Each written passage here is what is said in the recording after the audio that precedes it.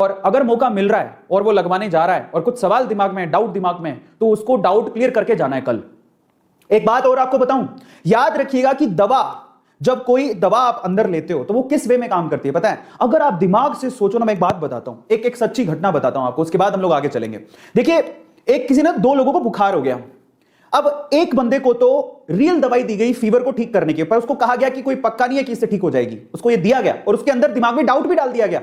समझो, उसको फीवर की दवाई दी गई और उसके दिमाग में डाउट डाल दिया गया कि भैया पक्का नहीं है तेरा फीवर ठीक हो जाए।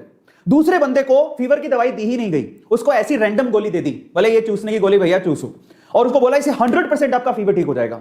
आप बिलीव करेंगे कि 5 दिन बाद जिसको रैंडम दवाई दी गई थी उसका फीवर ठीक हो गया, लेकिन जिसको रियल दवाई दी गई थी उसका फीवर ठीक ही नहीं हुआ। इसका मतलब कोई भी वैक्सीन या दवाई के साथ एक चीज और जुड़ी हुई है, वो है आपका पॉजिटिव थॉट प्रोसेस।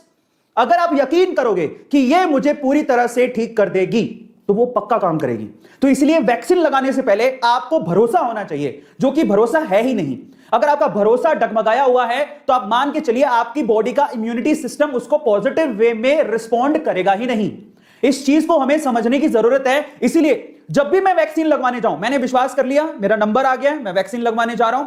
जब भी मैं वैक्सीन लगवाने जाऊं, मैं एक पॉजिटिव थॉट प्रोसेस के साथ जाऊं, क्योंकि अब मैं वैक्सीन लगवाने जा रहा हूं, मुझे कुछ नहीं होगा, कोरोना मेरा कुछ नहीं बिगाड़ पाएगा। क्योंकि ये पॉजिटिविटी, आप माने नहीं माने, आपके सराउंडिंग एनर्जी होती है, ऑरा होता है, साइंस भी इस पे बिलीव करता है। और अगर आप पॉजिटिव थॉट प्रोसेस के साथ वैक्सीन लगवाने जाएंगे तो आपको कुछ भी नहीं होगा, आप कोरोना से बच भी जाएंगे।